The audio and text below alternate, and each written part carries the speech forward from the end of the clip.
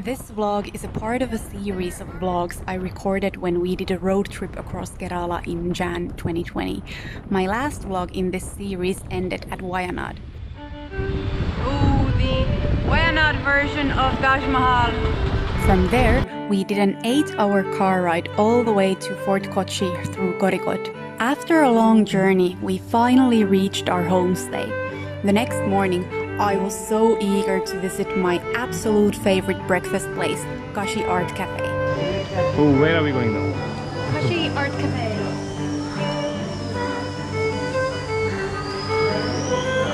This restaurant cum art gallery has a very peaceful and laid-back vibe. The place has a courtyard kind of eating area which is mostly thronged by European tourists, and I can understand why. The food is local, organic and very reasonably priced too. Lonely Planet describes Kashi Art Cafe as an institution in Fort Kochi. This natural light-filled place has a zen but casual vibe and solid wood tables that spread out into a semi-courtyard space. The coffee is as strong as it should be, and the daily Western breakfast and lunch specials are excellent. A small gallery shows off local artists. You will also spot the usual Instagram girls posing for those perfect selfies there. So what are we having? Yeah, this is a lemonade that is sweetened with some kind of Ayurvedic herbal thing, and it's very, very refreshing. We're sharing this huge plate of spinach mushroom cheese omelette, and still waiting for one thing which is my absolute favorite at this place, and worth the risk of gluten in my glass. So, let's see.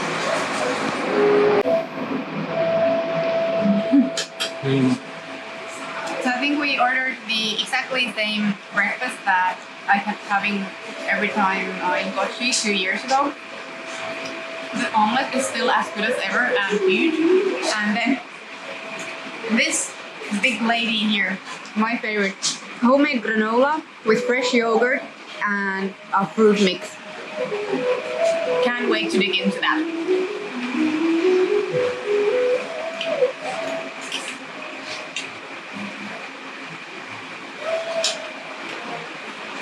And at the first look, the menu here might seem a little bit expensive, but then once you realize that all of this for roughly 200 rupees, and then this is also 200 rupees, the quantity and quality explains everything. You know guys, I've been missing my home country a lot lately, and especially now that it's Christmas time, family time, all those traditions that I really cherish from my childhood, it's even worse than it's been for the past few months. So I absolutely had to get to celebrate Christmas this year, and what better place in Kerala to do that other than Fort Kochi. So let's see how you can spend the most fabulous Indian Christmas here in the heart of Kerala. I have already made a vlog about Christmas in Kochi, so I will not go deeper into that now. But it is hard to miss the Christmas spirit when all streets, houses and homestays around you are decorated in festive spirits, and the Christmas vibe can be felt in the atmosphere. One of my favorite things to do in Kochi is to just walk around in the old historic lanes of the town. Kochi has a unique historical past and has been a melting pot of various cultures: Portuguese, Dutch, British, you name it.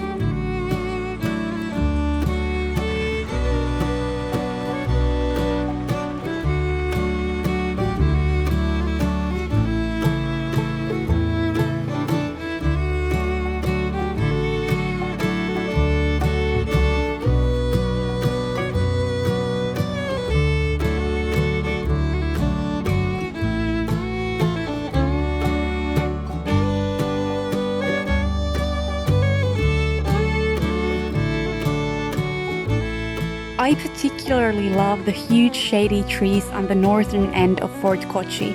These do not seem endemic to the region, but look like they had been planted during the British or Portuguese times.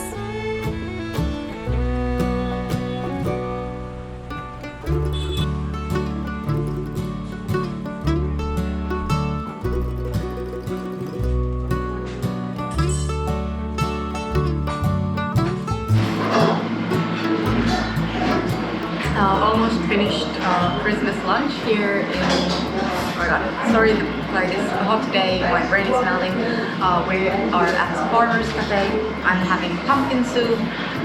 Pumpkin is the biggest reason why I have to come back to this cafe after 2 years. It's not the same pumpkin dish that I had earlier. Oh my god, pumpkin makes my Christmas holiday spirit just soar.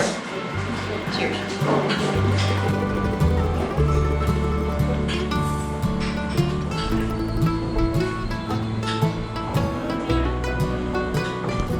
Just a short walk away from the fort area are Mattancherry and Jewtown. This is where the famous Mattancherry Palace and Pardesi Synagogue are located. But my favorite activity here is to walk around the spice market and all the other small shops, aka window shopping. So found this little treasure trove. I can't even go in there anymore because I'm gonna end up buying something. It's probably gonna be expensive, and I just, oh my god, love this rug, and I want it to our home, and I'm promising myself that if I can't forget this, then I will come back and again give myself a Christmas gift.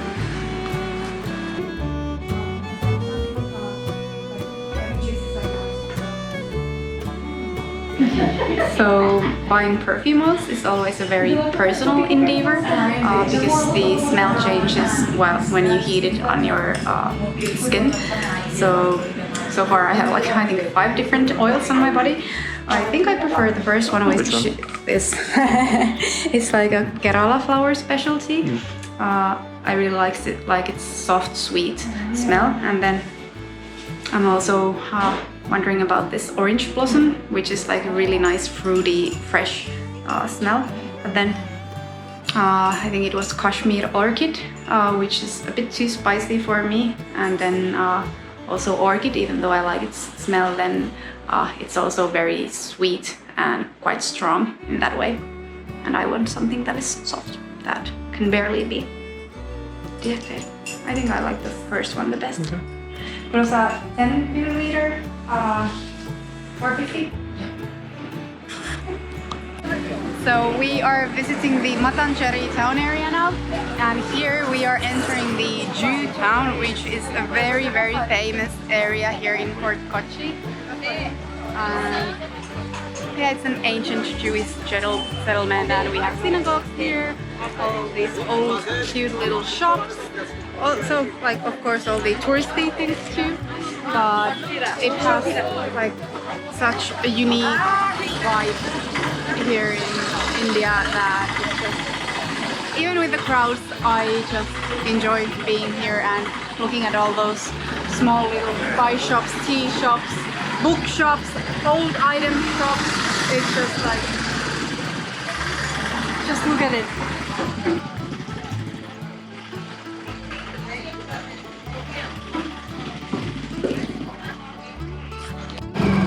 And like anywhere in Fort Kochi, the cafes and restaurants are just absolutely breathtaking here.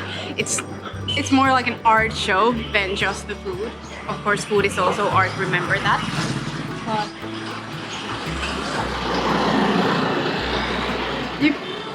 You, if you are like me, have pretty much everything here that you might ever want. Vinod is always scared of letting me enter the shops because I always end up buying something, which is often stuff that will not even see the light of day once we reach home. But my tip for you is to definitely check out the spice markets, carpets, handicrafts, perfume shops, and antique or curio shops. So we're getting some wall art for our house, and then some plates, and now I'm just like trying to decide if I need both of them. But I really like the combo of these two. Exactly. So if you take a quick look inside, there is what really, really scary painting there. I love the various art galleries tucked away into the nooks and corners of the lanes. I love the historic churches and cathedrals and museums, everything within a walking distance. Even the beach, though not the best in Kerala, is a good place for people watching in the evenings. Good beach, clean beach.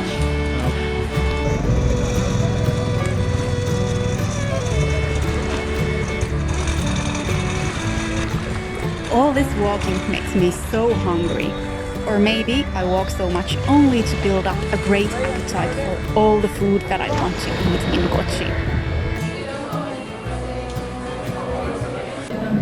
So once again, it's going to be a very sumptuous dinner. We have, of course, appam and a squid pepper roast. And this is prawns and pumpkin in coconut milk. And this, of course, is not all. We're still waiting for 2 dishes. Hope they come soon.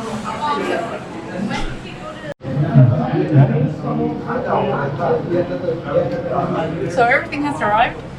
This is fusion fish in banana leaf, and it will be marinated in this like ginger palm sugar sauce. And I'm really, really looking forward to tasting this. And of course, aubergine brinjal, which is also what we always order at Oceanos, which at least before this was our favorite restaurant here.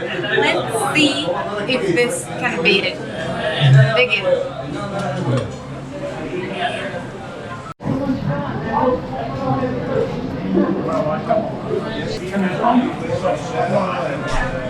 I love this place. Now I'm feeling like Christmas. These aren't even Christmassy things, but like... Let's get to the Christmas gift.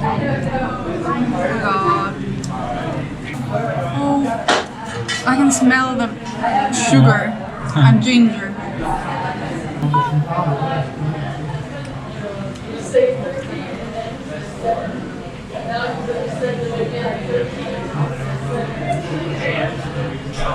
Really good. Really good. Ah, so Johanna, where are the plates gone? We not ate it all. Really? I blame him. I'm just slow. We are full. It's the Christmas food coma, and if we survive this, it's the Christmas miracle. You're not the chef. That was quite a lot. The chef. Yep. But no diets. Just continue normally after all of this eating.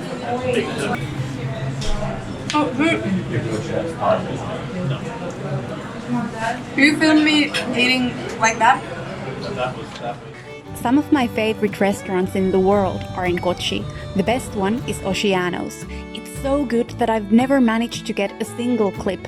I do not want anything to interrupt my eating experience.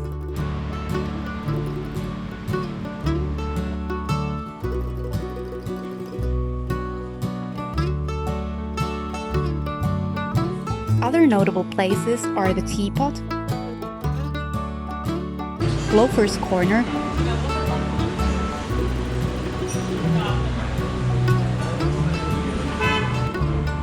Farmer's Cafe with its lovely courtyard seating, and Fusion Bay. The variety of food on offer here is truly mind-blowing.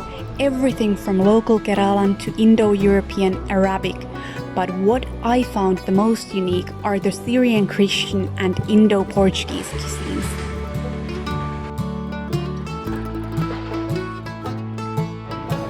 We only spent a few days in Kochi. Of course, there are many other tourist sites you can visit and activities you can do, but I like to take it slow. I have covered the ferry ride, metro, Lulu Mall and Ernakulam in my Christmas vlog. You should check that out too.